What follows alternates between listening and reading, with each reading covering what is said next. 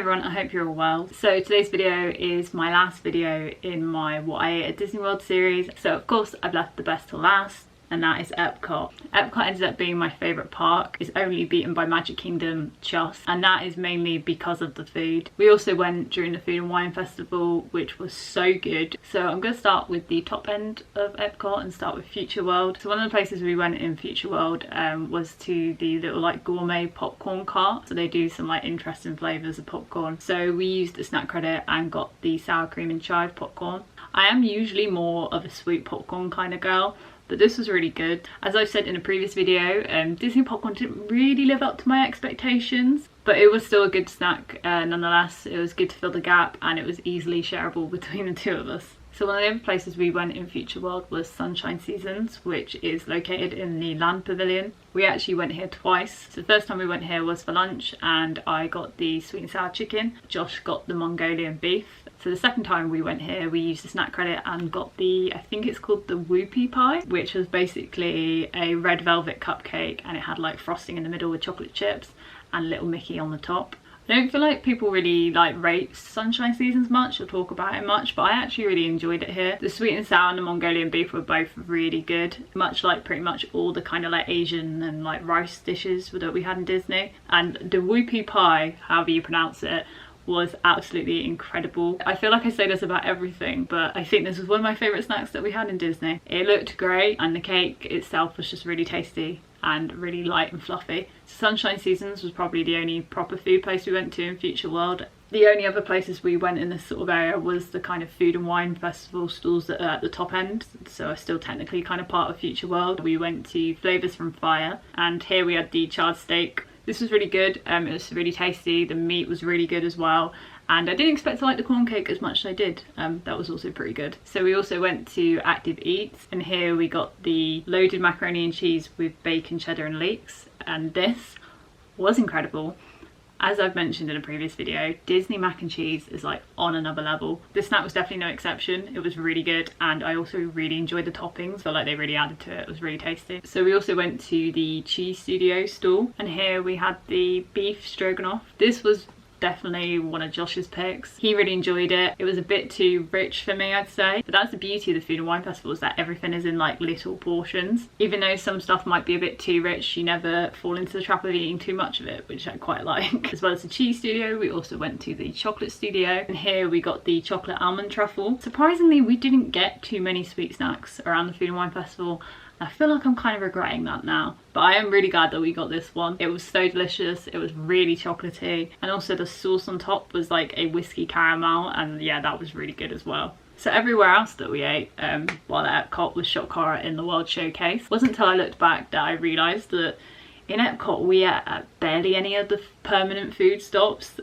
We pretty much only ate at the Food and Wine Festival. So I'm going to start at the top end of the World Showcase and go in the Mexico direction. So at the top end of the World Showcase, we went to one of the ice cream carts. We spent a snack credit here on a Mickey ice cream bar. This snack is an absolute Disney classic. Simple snack, but super tasty and so needed when you're in that Florida heat. Like, the ice cream is just great. So moving on around, one of the food and wine stores that we went to in the World Showcase, Islands of the Caribbean, and here we got the jerk spice chicken. This was definitely another Josh pick. You should probably guess by now, I'm not the biggest fan on spice. However, Josh did say this snack was incredible. He said the flavours were great with it. It was definitely one of his favourite picks from the Food and Wine Festival. So we also went to the Alps food stall. So here we got the Swiss cheese, which was on a baguette and also came with baby potatoes and gherkin. As a big cheese lover, this was so good.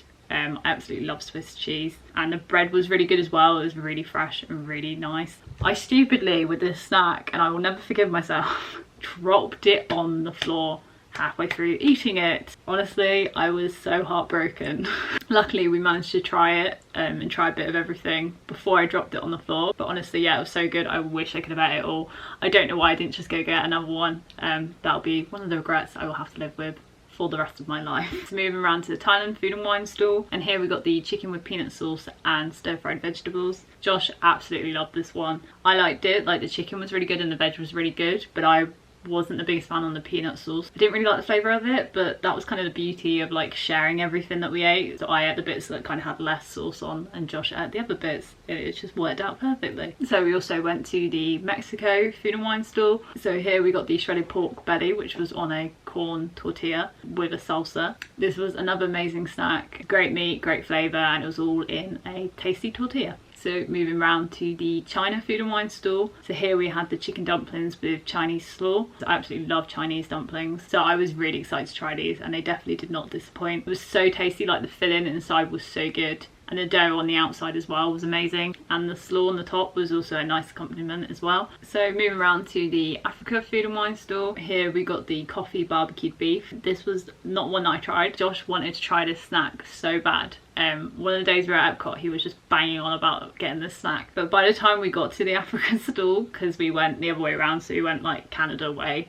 and around, it was quite late. He was so full at this point. He was absolutely gutted. He was like, I need to try this snack. But he got it anyway, and he was glad that he tried it because as expected, he absolutely loved it. So we also tried the Germany food and wine stall. So we got the pasta gratin and the bratwurst. Pasta was definitely more for me. Cheese, as I said, is one of my favourite things, and also pasta is one of my favourite things. It was so filling. Josh definitely wasn't the biggest fan on this one. I absolutely loved it. It was definitely my kind of snack. So the bratwurst that we got here was definitely more for Josh. He absolutely loves German sausages. I, on the other hand, think they're okay. Yeah, he definitely loved this snack more than I did. And I'd say it was very close to being what you would get in Germany. So we also went to the Italy food and wine store, and here we got the crispy chicken. When you put this snack against all the other snacks in this video, it does look pretty basic. It's like just chicken and sauce. But yeah, I can be quite a basic bitch when it comes to food, and honestly, I just absolutely love this snack. It was so tasty. Like the batter on the chicken was really good, and the sauce was great for dipping the chicken into. What can I say?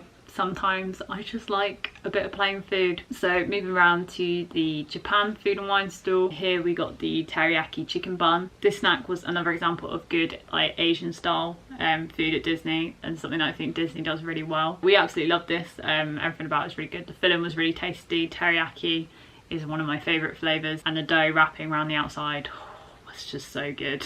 So we also went to the Belgian food and wine store, and here we had the beer braised beef with the Gouda mashed potatoes. This snack I really enjoyed. The mash was really good. It had a really nice cheesy flavouring to it, which I absolutely loved. So this was what I would call quite a like stodgy snack.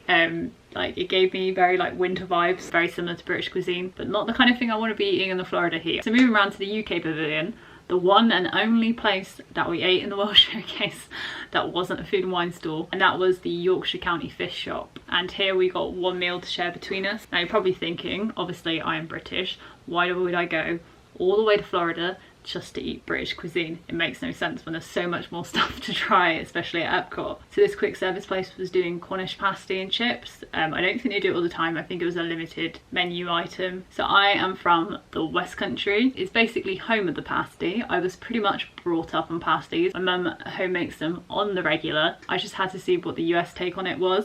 And honestly, I was pleasantly surprised. The filling was really good. The pastry itself was probably the weakest part. It was a little bit too flaky. The chips, however, I was surprised by how good they were. It really wasn't too different to what you'd get in a British fish and chip shop. Epcot, you did good. I was honestly not expecting it.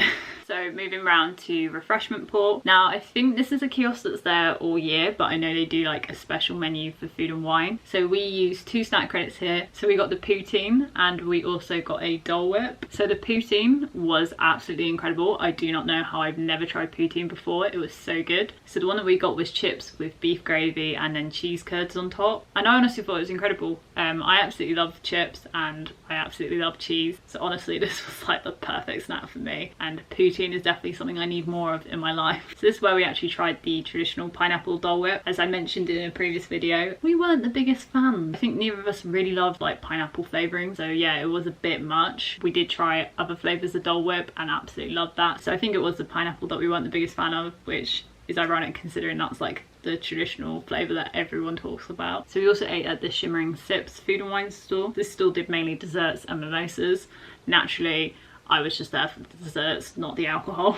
So we got the shimmering strawberry soft serve here. So this was a snack that I definitely ate more of. We got this kind of at the end of the night and I had definitely paced myself a lot better than what Josh did. so Josh was very full by this point. Honestly, I thought this snack was great. I absolutely loved the soft serve in Disney, and the strawberry flavouring of it was really good. I also loved the hundreds and thousands around the cone. It was just like sugar heaven. So I think that's everywhere we ate at Epcot. I know I racked them off quite quickly because there was quite a few food and wine stalls in there. We absolutely loved Epcot for food. It was my favourite place for food. I loved the whole food and wine festival. I just loved like the variety of food here and like the portion sizes. It meant that you could really try as much stuff as possible. However, I think if we ever did go back, I can't believe I'm saying this, but I think I would go when the food and wine festival wasn't on, because I do really want to try some of the other places at Epcot. I know Epcot's got really good quick service and table service places, and we missed out on a lot of that mainly because of the food and wine festival, so that's definitely something I'd want to do more of if we went back. That is it for the last video in my What I Ate at Disney series. I hope you guys have enjoyed these. Obviously I went to Disney World